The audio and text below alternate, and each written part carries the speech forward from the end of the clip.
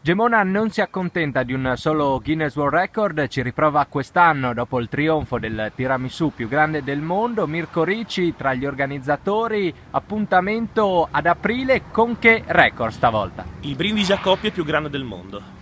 Un record che attualmente è detenuto da chi? Dal Giappone con 1200 coppie. Ma ce lo spieghi, come funzionerà?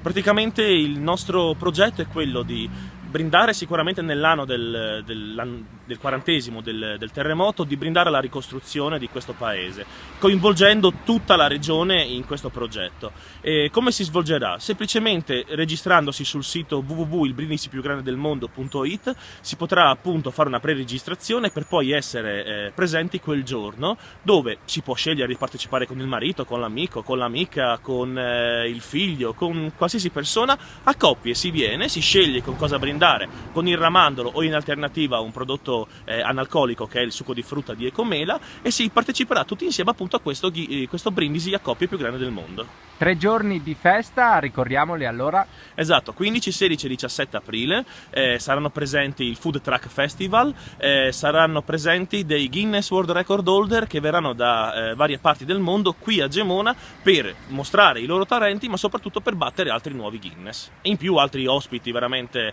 importanti come l'alieno di Avanti un altro, che sicuramente farà sorridere molti bambini, ma anche per i bambini Giorgio Vanni, che è la voce ufficiale dei cartoni Mediaset da circa 15 anni a questa parte. Anche stavolta ci sono 2 testimonial d'eccezione. Esatto, Gabriella Paruzzi, che è stata nostra madrina l'anno scorso e non potevamo non rinvitarla quest'anno, e sempre dall'Udinese Felipe.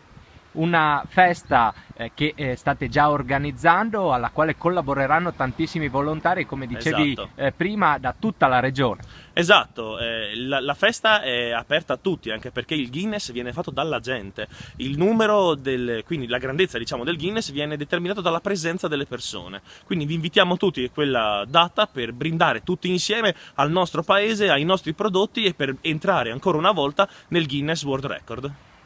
Il precedente Guinness, lo ricordavamo prima, è del Giappone, circa 2600 persone. Voi a quanto aspirate? Beh, noi cerchiamo di ospitare tutte le persone possibili e immaginabili per riempire, diciamo, Piazza del Ferro e gli spazi limitrofi. Quindi, non lo so, vedremo quel giorno quanto veramente potrà contenere questa piazza.